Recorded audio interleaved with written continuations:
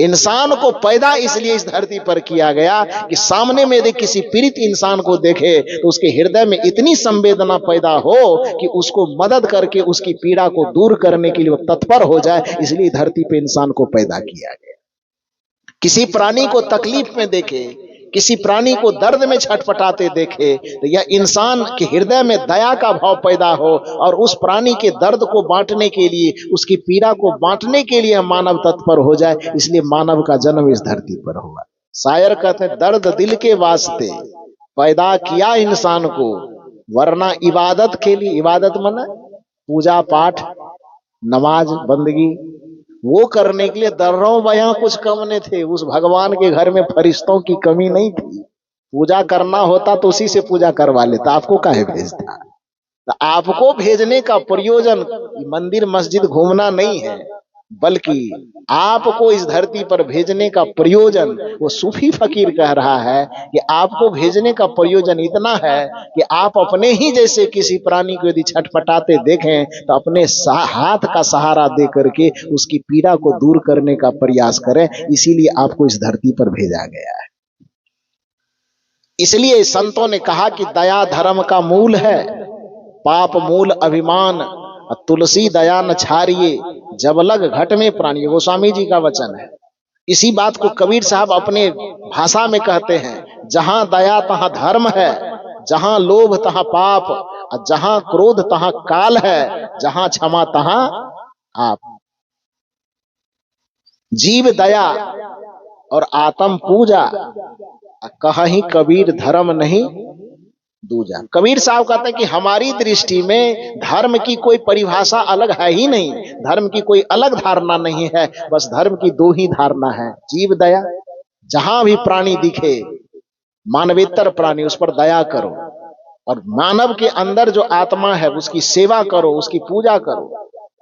चूंकि दया और सेवा में अलग अलग धारणा है। कहा गया, एक बार सदगुरु श्री अभिलाष साहब जी प्रवचन कर रहे थे, ये सभी आत्मा परमात्मा के स्वरूप हैं। तो गोरखपुर साइड में शायद कहीं प्रवचन कर रहे थे, तो एक बड़ा विद्वान आदमी गुरुदेव जी के प्रवचन में आए हुए थे, और गुरुदेव जी के प्रवचन को सुनने के बाद उन्होंने कहा, गुरु जी एक प्रश्न मैं आपसे करना चाहता हूं, तो लोगों के बीच में करूं कि एकांत में करूं? तो गुरुजी ने कहा कि एकांत में ही कर लेना, लोगों के बीच में करोगे तो प्रश्न तुम्हारा होगा लेकिन सुनना तो सबको पड़ेगा। तो प्रश्न तुम्हारा है तो उत्तर तुमको ही मिलना चाहिए, तुम्हारे उत्तर से बाकी लोगों को क्या लेना देना है। तो वो बेचारे फिर बैठ गए, और जब एकांत में गुरुदेव जी गए तो फिर वहां वो मिलने के लिए गए और प्रश्न किए, गुरु जी आप ही नहीं बल्कि जितने महात्मा होते हैं वो सब प्रवचन, सब पंडालों में यही प्रवचन करते हैं कि सब आत्मा ही भगवान है, आत्मा परमेश्वर स्वरूप है। चींटी से लेकर के हाथी तक में जितना आत्मा दिखे सब भगवान भगवान है। आप भी कह रहे हैं और आपके जैसे और लोग भी कहते हैं। तो गुरु जी जब सब आत्मा परमात्मा ही है तो आप इतना साफ सुथरा आसन पर बैठे हुए हैं, आपके अंदर आत्मा है, वो भी परमात्मा है। अब बगल में कुत्ता का बच्चा खेल रहा है, उसमें भी आत्मा है, तो उसका भी आत्मा परमात्मा है। तो कुत्ते के बच्चे को उठा करके आपके आसन पर बैठा दें?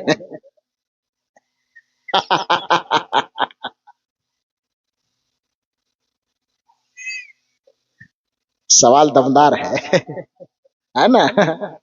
जब आप कहते हैं कि सभी प्राणियों में वही परमात्मा है, तो वही परमात्मा है, तो स्वाभाविक है कि आदमी से लेके चिट्टी, हाथी, कीड़ा मकोड़ा सब में कहते जहां जहां आत्मा है वहां वहां भगवान निवास करता है।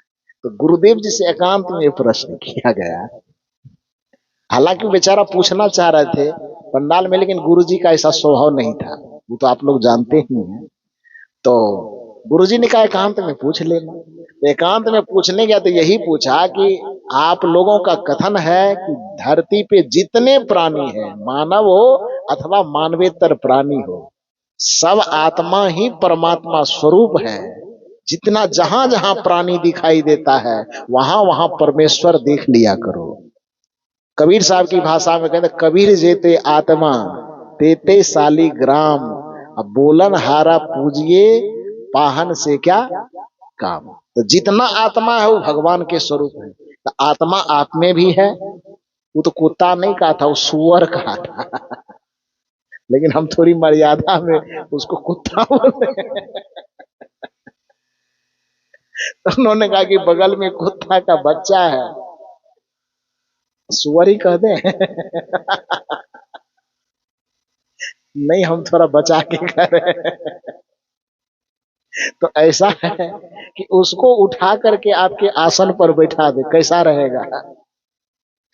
तो गुरुदेव जी पहले मुस्कुराए और मुस्कुराने के बाद वो कहते देखिए ये बात ठीक है, आपके कथन में भी दम है, लेकिन संतों के द्वारा जो बातें कही जाती है अथवा गीता रामचरितमानस जो भी इस बात को कहते हैं वो दो प्रकार की दृष्टि से कहते हैं।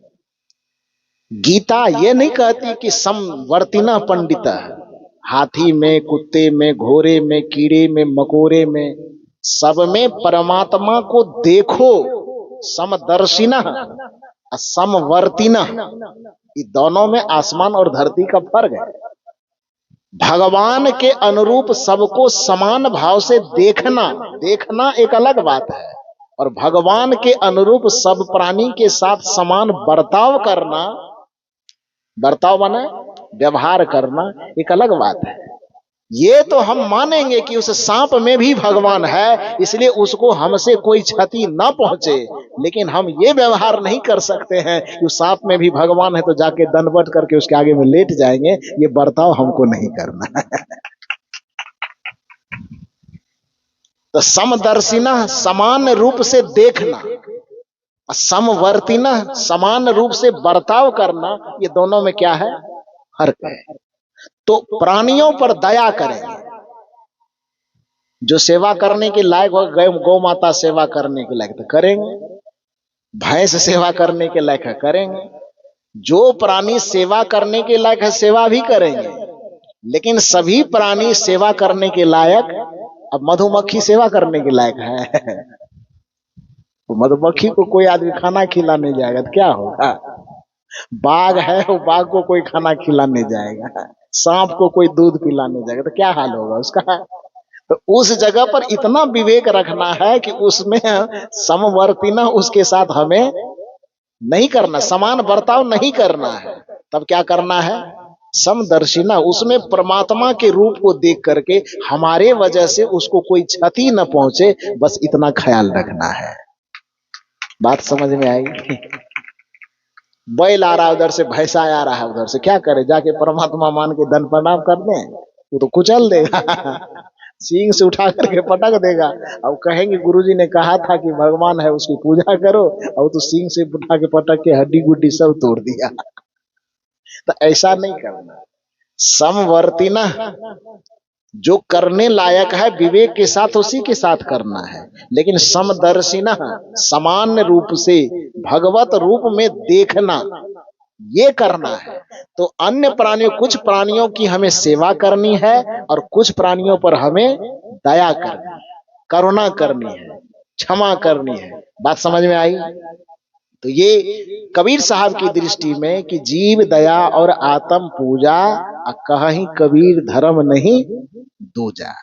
तो कबीर साहब कहे, गोस्वामी जी कहे, सबको धर्म की भक्ति की वही व्याख्या करनी पड़ती है। कबीर साहब कहते हैं जहां दया तहां धर्म है, और गोस्वामी जी कहते हैं दया धर्म का मूल है। तो बात एक ही कह रहे हैं ना, दया धर्म का मूल है, पाप मूल अभिमान, और तुलसी दया न छारिए जब लग घट में प्राण। तो मूल रूप से अभी के प्रवचन का जो मुख्य चिंतन विषय था, वो विषय यह था कि राक्षस, दानव अथवा देव और भगवान कोई अलग अलग अलग से आसमान और पाताल में रहने वाला नहीं है, बल्कि आप और हम ये धरती पर जो मनुष्य बन करके आए हैं, आपका और हमारा नेचर ये तय करता है कि कौन इंसान है, कौन भगवान है और कौन शैतान है।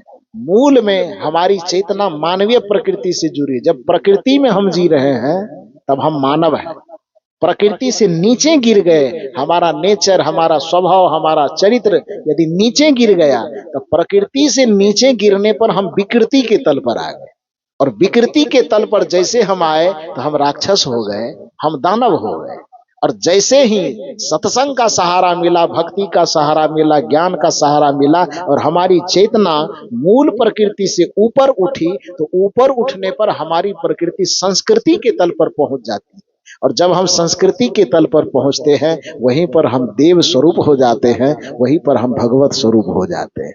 तो देव और दानव की श्रेणी अलग से नहीं है, मूल रूप में मानव की श्रेणी है। यदि हमारे अंदर आसुरी प्रवृत्ति का भाव बना, जैसे आसुरी प्रवृत्ति माने काम, क्रोध, लोभ, मोह, ईर्ष्या, द्वेष, छल, कपट, प्रपंच, राग, घृणा, नफरत, निंदा, शिकायत, छल, प्रपंच, बेईमानी, शैतानी इत्यादि, यदि अवगुणों का भंडार हमारे अंदर भर गया, इसका मतलब आसुरी प्रकृति हमारे अंदर भर गई, और हम ही असुर की श्रेणी में, दानव की श्रेणी में, राक्षस की श्रेणी में चले गए। और यदि हमारे अंदर दया, क्षमा, शील, संतोष, सदाचार, प्रेम, करुणा, सत्य, अहिंसा इत्यादि सद्गुणों का समावेश हो गया, मतलब देवी संपदा हमारे अंदर भर गई, हम ही देव की श्रेणी में चले गए। तो हम मानव हैं, भला किसी का कर न सको तो बुरा किसी का मत करना, अब पुष्प नहीं बन सकते हो तो कांटे बनकर मत रहना। बन न सको भगवान यदि तुम कम से कम इंसान बनो, और नहीं कभी शैतान बनो, और नहीं कभी हैवान बनो। बना सको यदि महल नहीं तुम, किसी का महल यदि नहीं बना सकते हो तो झोपड़ियां न जला देना। पुष्प नहीं बन सकते हो तो कांटे बनकर मत रहना। भला किसी का कर न सके तो बुरा किसी का मत करना। पुष्प नहीं बन सकते यदि तुम, कांटे बनकर मत रहना। आज का प्रवचन बस इतना ही कह करके, आप लोग इतनी गर्मी में भी इतना शांतचित्त होकर के मेरी बातों को सुना, इसके लिए आप लोगों को बहुत बहुत साधुवाद देते हुए इस सत्र में मैं अपनी वाणी को यहीं पर विराम देता हूं।